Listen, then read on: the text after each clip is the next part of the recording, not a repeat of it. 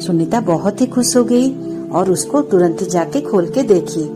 जैसे ही देखा उसमें कंकर, पत्थर और ईंट सारे भरे हुए थे।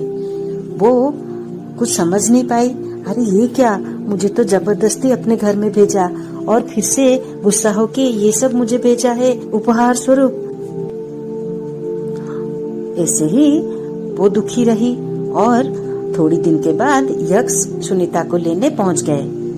यक्ष ने कहा, जल्दी जल्दी निकलो, माँ इंतजार कर रही है।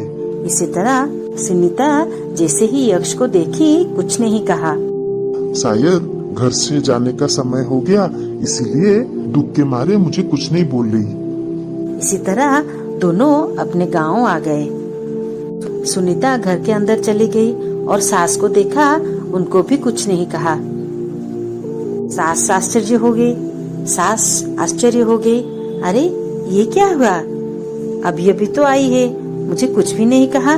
शायद अंदर ही अंदर दुखी है, क्योंकि मायके छोड़ के आई है ना। ये कह सास चली गई। इसे दिन भर सुनीता ने यक्ष के साथ कुछ भी बात नहीं की और सास के साथ भी। यक्ष ने माँ को बुलाया। माँ, क्या हुआ बेटा? माँ, ये सुनीता जब से अपने घर से आई है तब से हमें कुछ भी नहीं बोलती है। तुमसे कोई बात की है वो क्या? नहीं, मुझे भी कुछ नहीं बोलती है। ठीक है, कल तुम मुझे 2 बोरी चावल दो और उसको बोलना सारे चावल अलग करे और उसमें एक भी टूटा हुआ चावल नहीं रहना चाहिए। इसी तरह माँ ने सुनीता को बुलाया और बोला, ये 2 बोरी चावल लो, इसमें से चावल अलग करना और उसमें एक भी टूटा हुआ चावल नहीं रहना चाहिए। सुनीता ने सिर हिलाते हुए उस ले गई। अरे बाप रे, ये क्या मुश्किल है, ये कैसी बात बता दी माँ जी ने। अब मैं क्या करूँ? मैं इतने कम समय में 2 बोरी चावल में से चावल अलग करूँ? हे भगवान, ये कैसी मुसीबत है। इससे परेशान होके कई सारी चिड़िया बैठे थे। उनको सुनीता ने कहा, अरे देखो, मुझे माँ ने कैसी उलझन में डाली है। देखो, मेरी माँ जी ने मुझे कितनी कठिन काम दिया है। ये क्या मैं कर सकती हूँ? इस बोरी में से चावल निकालना है, एक भी टूटा हुआ चावल नहीं रहना चाहिए। अरे ओ चिड़ियों, मैंने अगर तुम्हें किसी दिन भी दाना खाने को दिया है तो तुम मेरे लिए ये काम कर दो। चिड़ियों ने एकदम से तुरंत आके सारे चावल के दाने अलग कर दिए, जिसमें एक भी टूटा हुआ चावल नहीं था। सुनीता ने माँ जी को बोला और माँ जी ने जैसे ही देखा पूरा चौंक गई। अरे ये क्या, इसको इसने कैसे किया? रात को जैसे ही यक्ष घर आया, सुनीता के बारे में पूछा। माँ जी ने कहा, देखो बेटा, एक ही घंटे में ये सारा काम कर लिया। कैसे? क्या ये सब कर लिया? ठीक है माँ, कल तुमने उसको मटकियाँ देना जो पीछे से फूटे हो और उसको बोलना इसमें पानी भरे। देखो बेटा, जैसे ही सुबह हुई, यक्ष की माँ ने सुनीता को बुलाया और कहा, देखो ये मटकी है, इसमें तुम्हें पानी भरना है। सुनीता ने हाँ कह के चली आई। हे भगवान, ये क्या मुश्किल है, क्यों मेरी सास मुझसे बदला ले रही है? मैंने क्या गलती की है? कल मुझे इतनी मुश्किल में डाली थी, फिर आज मुझे ये टूटी हुई घड़ी दी है पानी भरने को। मैं क्या करूं? इसी तरह नदी के पास बैठ के रो रही थी। तभी कुछ मेंढक उसके पास आए। अरे ओ मेंढक, देखो मेरी सास ने मुझे कितनी मुश्किल काम दी है। ये टूटे हुए मटकी में क्या मैं पानी भर सकती हूँ? इस मटकी में कहाँ पानी टिकेगा?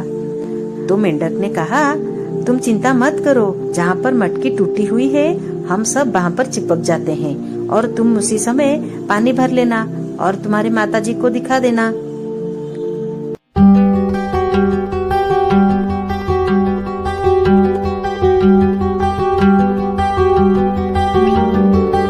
तो सुनीता झटपट से ये काम कर दिया और माताजी को दिखा दिया। यक्ष की माँ ने जैसे ही देखा पूरा आश्चर्य हो गए। हे भगवान, ये क्या हुआ?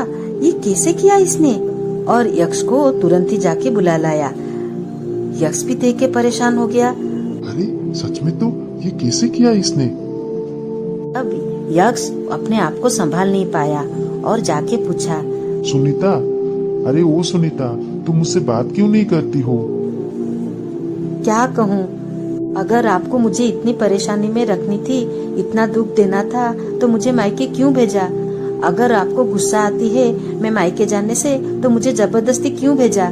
क्या तुम 1 साल से नहीं गई हो इसीलिए मैंने तुम्हें मायके भेजा? क्योंकि तुम्हारा मन में चल रहा होगा, तुम डर के मारे शायद बोल नहीं रही होगी, इसीलिए मैंने तुम्हें भेजा। भेजा तो भेजा, मगर मुझे जो पुरस्कार दिया उसमें ईंट पत्थर कंकर लाके दिया। क्या? मैंने तो उसमें तुम्हारे लिए बहुत सारे जेवरात और साड़ी मिठाई भेजी थी। तुम्हारे ही घर में किसी ने कुछ किया होगा। ठीक है, और फिर ये सारा काम करते हुए कैसे 2 बोरी चावल में से मुझे चावल निकालना है, एक भी टूटा हुआ चावल ना रख के, ये कैसे मैं करूं? ये तो भला है उन चिड़ियों का जो 1 घंटे में मेरा सारा काम कर दिया। तुम मुझसे बात नहीं कर रही थी, इसीलिए मैंने सोचा कि ये सब देने से तुम डर के मारे मुझे आके बोलोगी। क्या इस तरह कोई काम देता है क्या? जैसे ही तुम मुझे उस दिन कुछ नहीं कही, इसीलिए मैंने तुम्हें अगले दिन फिर से ये दिया। वही तो मैं सोच रही हूँ, कोई ये फटे हुए मटके में पानी भर सकता है? ये तो भला है उन मेंढकों का जो उन्होंने आके फटे हुए स्थान पर चिपक गए और मैंने मटके में पानी भर दी। हे भगवान, ये मैंने क्या कर दिया? एक छोटी सी गलतफहमी की वजह से जो तुम्हारे घर में हुई थी, तुम्हारी भाभीयों ने कुछ किया था। हाँ हाँ, ने अपनी पत्नी को कितने सारे कष्ट दिए हैं। मुझे माफ कर दो सुनीता। सुनीता बहुत ही मुस्कुराते हुए यक्ष को माफ कर दिया और दोनों फिर से खुशी खुशी रहने लगे। आगे की कहानी देखने के लिए